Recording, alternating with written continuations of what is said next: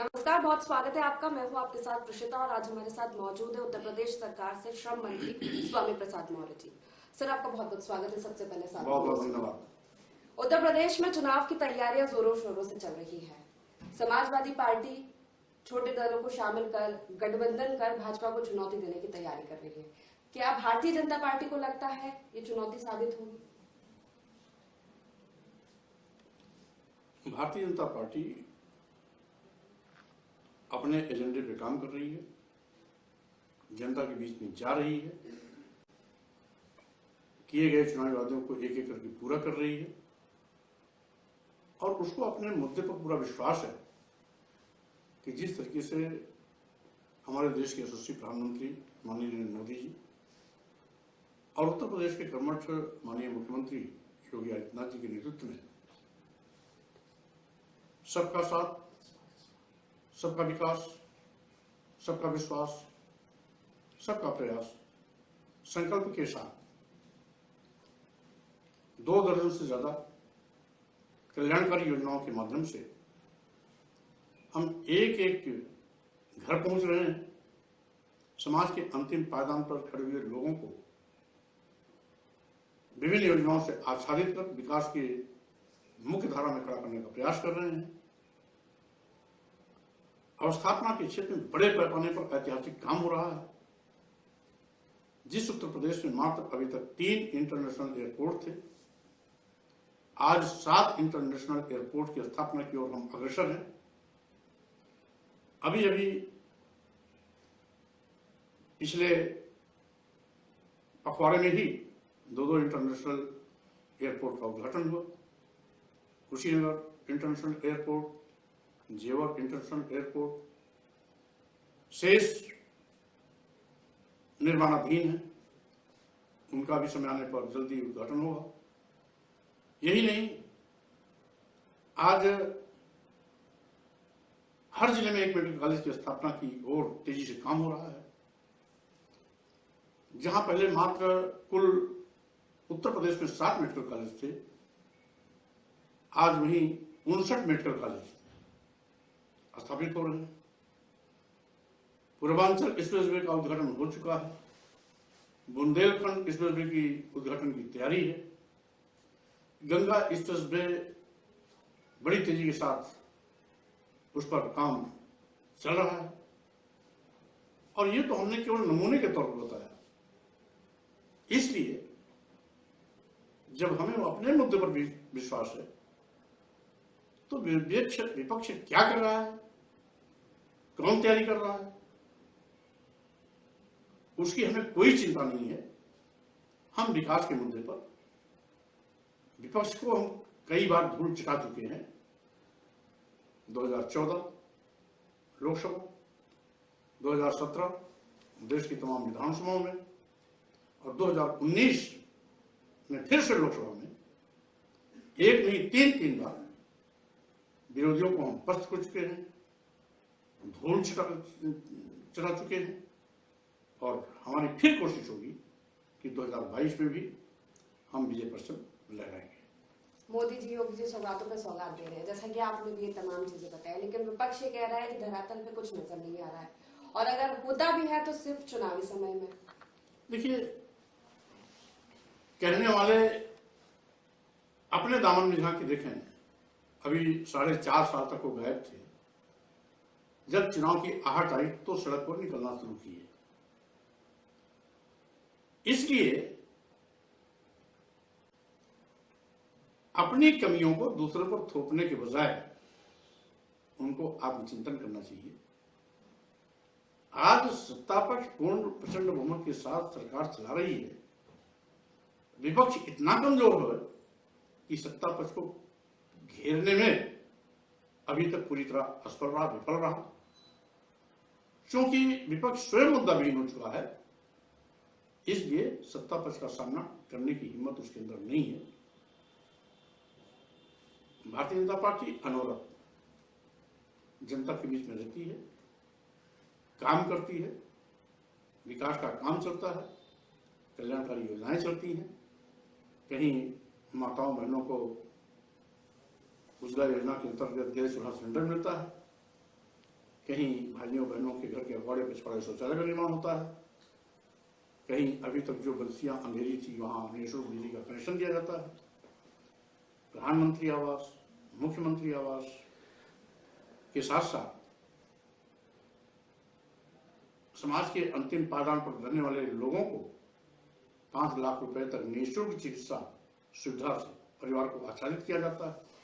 किसानों को प्रधानमंत्री किसान सम्मान निधि से सम्मानित किया जा रहा है। जब से कोरोना महामारी का दौर आया तब से निःशुल्क खाद्यान्न की आपूर्ति की जा रही है और साथ ही साथ वैश्विक महामारी कोरोना में दुनिया के तमाम तरक्कीशुदा देश जहां औंधे मुंह गिरे, घुटना टेक दिए, बड़े पैमाने पर जान माल गंवानी पड़ी उनको, वहीं पर 134 करोड़ की आबादी वाला भारत पहाड़ की तरह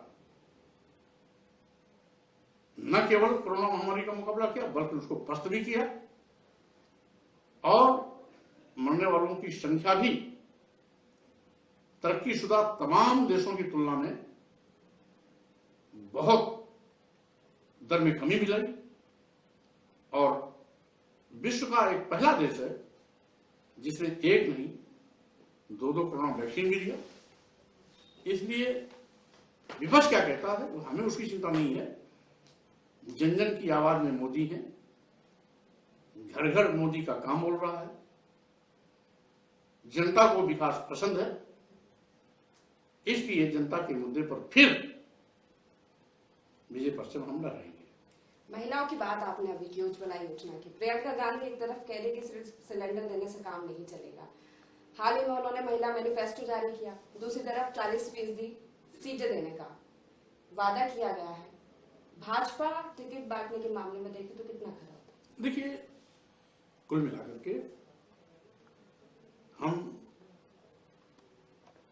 प्रियंका जी के हिम्मत को दान देना चाहते हैं। जब पूरी कांग्रेस खत्म हो चुकी है तो उन्होंने अपने बलबूते पर कांग्रेस में जान डालने की कोशिश कर रही बात क्या देंगे क्या नहीं देंगे, कांग्रेस को लोगों ने 42 साल तक देखा है। जब 42 साल तक कांग्रेस ने किसी को कुछ नहीं दिया तो प्रियंका जी की बात को कौन कितना विश्वास करेगा। इसलिए प्रियंका जी क्या करेंगी मतलब इससे नहीं, लेकिन कांग्रेस की खबर प्रियंका जी के नाते बन रही है, इसके लिए मैं उनको साधुवाद देता हूं। और रही बात लेन देन की, तो कांग्रेस की और भी जगह सरकारें हैं, जब वहां नहीं मिल रहा है तो कौन विश्वास करेगा कि उत्तर प्रदेश से मिलेगा। चलिए, आपके विधानसभा क्षेत्र की बात करें, कोरोना की तीसरी लहर की आशंका है, चुनाव भी उत्तर प्रदेश में सर पर है, वैक्सीनेशन की स्थिति क्या है और तैयारियां स्वास्थ्य की क्या है? देखिए, बड़े पैमाने पर वैक्सीनेशन हमारे देश और प्रदेश दोनों जगह हो रहा है। उत्तर प्रदेश में भी लगभग 14 करोड़ लोगों को वैक्सीनेशन हो चुका है और तेजी के साथ जो बचे हुए लोग हैं उनको भी उससे आच्छादित किया जा रहा है। और यही कारण है कि उत्तर प्रदेश इस कोरोना महामारी के दौर में सबसे सुरक्षित उत्तर प्रदेश रहा। यहाँ के हमारे माननीय मुख्यमंत्री योगी आदित्यनाथ जी ने जिस तरीके से रात दिन एक कर सभी चिकित्सा एवं स्वास्थ्य संबंधी सेवाओं को चुस्त दुरुस्त किया, मरीजों की सारी सुविधाओं का ध्यान रखा गया, समय समय पर कोरोना योद्धाओं को प्रोत्साहित किया गया, सम्मानित किया गया। यहां तक कि कोरोना में मरने वाले लोगों को एक बहुत बड़ी आर्थिक सहयोग देकर के उनके परिवार जिनके साथ पूरी संवेदना के साथ सरकार खड़ी भी रही। और एक दौर ऐसा आया था जब पूरा देश ऑक्सीजन की कमी से त्राहिमाम कर रहा था, तो 4-5 दिन के अंदर उस पर भी हमने प्रभावी कार्रवाई करते हुए ऑक्सीजन भी मुहैया कराना शुरू कर दिया। और साथ ही साथ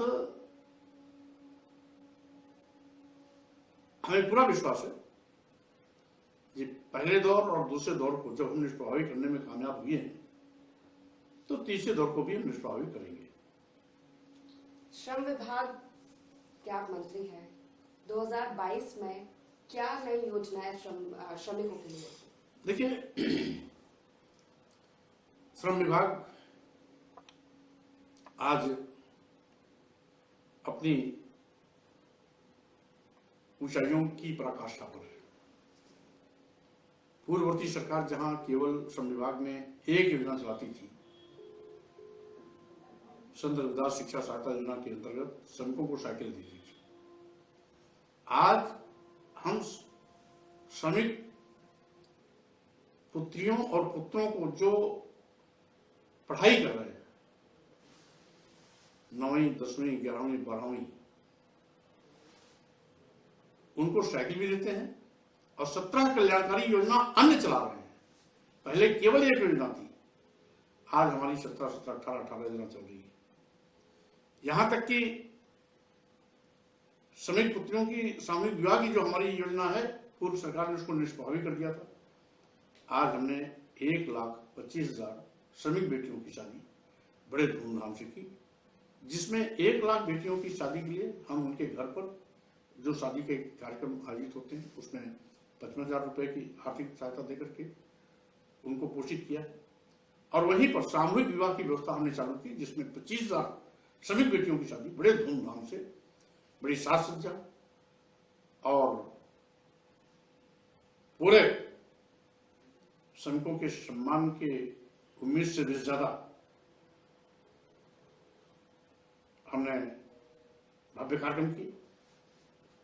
और उस सामूहिक विवाह में सम्मिलित होने वाली बेटियों के लिए मैंने आर्थिक सहायता के रूप में 75,000 रुपए की व्यवस्था की, जिसमें 65,000 रुपया श्रमिक के खाते में वो अपनी बेटी को शादी के बाद चाहे पूरा नकद दे दे कि जाओ बेटी तुम अपनी नई जिंदगी की शुरुआत करने जा रही हो, पूरा पैसा लो, छोटा मोटा कोई कारोबार शुरू करो, या उस पैसे से सामान खरीद अपनी बेटी को उपहार के रूप में दे दे। 10,000 रुपए में हमने 5,000 रुपया दुल्हन के लिए और 5,000 रुपया दूल्हे के ड्रेस के लिए दिए। जो भव्य पंडाल आयोजन और भोजन आदि का अनेक खर्च होता है, जिसमें 20-25 हजार से लेकर के 60-65-70 हजार तक भोजन करते हैं, वो सारा का सारा खर्च सरकार उठाती है। न भूतो न भविष्य, पूरे विश्व का रिकॉर्ड हमने तोड़ा है। पूरे विश्व का सबसे बड़ा सामूहिक विवाह अभी मैंने लगभग 4,000 जोड़े अयोध्या में किए थे एक दिन में। अभी मैं आगरा जा रहा हूँ, 2,500 जोड़े शादियां हमारी अभी इसी 12 तारीख को होने जा रही है। इस तरीके से 25,000 शादियां तो हमने केवल सामूहिक विवाह के माध्यम से किया है। 1 लाख घरों पर आयोजित होने वाली शादियों में हमने आर्थिक सहयोग किया है।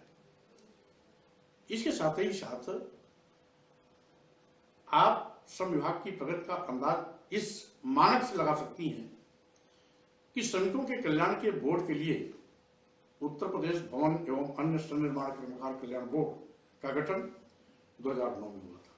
2009 से लेकर 17 तक यानी 8 सालों में कुल पंजीयन मात्र 34 लाख था। हमने 4.5 साल में इस पंजीयन को 1,30,00,000 के पार कर दिया। वहीं पर पूर्ववर्ती सरकारों के 8 साल के कार्यकाल में श्रमिक लाभार्थियों की संख्या मात्र 7 लाख थी। हमने 4.5 साल की इस कार्यकाल में श्रमिक लाभार्थियों की संख्या 17 लाख कर दी। आज कुल श्रमिक लाभार्थियों की संख्या 77 लाख है, जिसमें 7 लाख पूर्ववर्ती सरकार के 8 साल के कार्यकाल के हैं और 70 लाख हमारे 4.5 साल के कार्यकाल के। इसी तरीके से उन सभी योजनाओं को हमने प्रमाण चढ़ाया जो आज जन जन में चर्चा है। मजदूर खुश है, सम्मान स्वाभिमान के साथ खड़ा है, श्रम विभाग उसके साथ है। इसलिए अब श्रमिक बेफिक्र होकर के विकास के मुख्य धारा में खड़ा होने को अपने को तैयार कर रहा है। यहां तक कि उसके बच्चों को पढ़ाने के लिए हर स्तर पर, primary, junior high school, inter, graduation, post graduation, IITI, polytechnic, engineering, medical की पढ़ाई की व्यवस्था प्रति माह आर्थिक सहायता देने की व्यवस्था कर रखी है। प्रसव काल में मातृत्व लाभ योजना के अंदर 3 महीने के न्यूनतम वेतन के बराबर प्लस 1,000 रुपया अतिरिक्त की सहायता देता हूं। बेटी पैदा होने पर 25,000 रुपए की आर्थिक सहायता पोषण के लिए, बेटा पैदा होने पर 20,000 रुपए की आर्थिक सहायता बेटे के पोषण के लिए, पहली बेटी पैदा होती है 25,000 रुपए की सावधि जमा अलग से, 18 साल पूर्ण होने पर 1 लाख। वहीं पर पहली बेटी यदि दिव्यांग पैदा हो जाती है तो उसके नाम पर 50,000 रुपए की सावधि जमा, जो 18 साल पूर्ण होने पर 2 लाख मिलता है। और इसी के साथ ही साथ हम श्रमिकों के बच्चों को पढ़ने के लिए पूरी दुनिया में पहली बार हम अलग से विद्यालय खोलने जा रहे हैं नवोदय पैटर्न पर। उसका नाम होगा अटल आवासीय विद्यालय। हर मंडल में एक विद्यालय, 18 मंडल है, इस तरीके से 18 विद्यालय होगा। एक विद्यालय में 1,000 बच्चों की पढ़ने की क्षमता, यानी 18 विद्यालय में 18,000 बच्चे एक साथ पढ़ेंगे। इसमें केवल पंजीकृत मजदूरों के बच्चे पढ़ेंगे। कुछ परसेंट हमने उन बच्चों को भी छूट दी है जिन बच्चों के माता पिता दोनों नहीं, और उनकी पूरी की पूरी पढ़ाई लिखाई, किताब कॉपी, उनका बस्ता, उनका ड्रेस, हॉस्टल, भोजन, चाय पानी, नाश्ता, खेल कूद की सुविधा सब निःशुल्क हमारी सरकार देगी। सब विभाग उस खर्च को बेयर करेगा। ये पहली बार हो रहा है। इसलिए इसी तरीके से हम उनकी गंभीर बीमारी के मौके पर, दुर्घटना, मृत्यु, विकलांगता, स्वाभाविक मौत में भी आर्थिक सहायता देते हैं। यहां तक कि अंत्येष्टि में भी हम 25,000 रुपए की आर्थिक सहायता देते हैं। इस तरीके से श्रम विभाग ने एक नया इतिहास रचा है और अपना रिकॉर्ड मैं स्वयं तोड़ता हूं। किसी भी और के बलबूते की बात नहीं कि मेरा बनाया हुआ रिकॉर्ड तोड़े। जब भी तोड़ेंगे स्वामी प्रसाद मौर्य तोड़ेंगे और मैं वो करता चला रहा हूं। बहुत शुक्रिया साधना न्यूज को समय देने के लिए, साधना न्यूज से चर्चा करने के लिए। तो ये थे हमारे साथ उत्तर प्रदेश सरकार से श्रम मंत्री स्वामी प्रसाद मौर्य जी, जिनका कहना है कि एक बार फिर 2022 में जन समर्थन सिर्फ भारतीय जनता पार्टी को मिलेगा। कैमरा पर्सन पृथ्वी के साथ मैं प्रशिता शर्मा, साधना न्यूज, लखनऊ।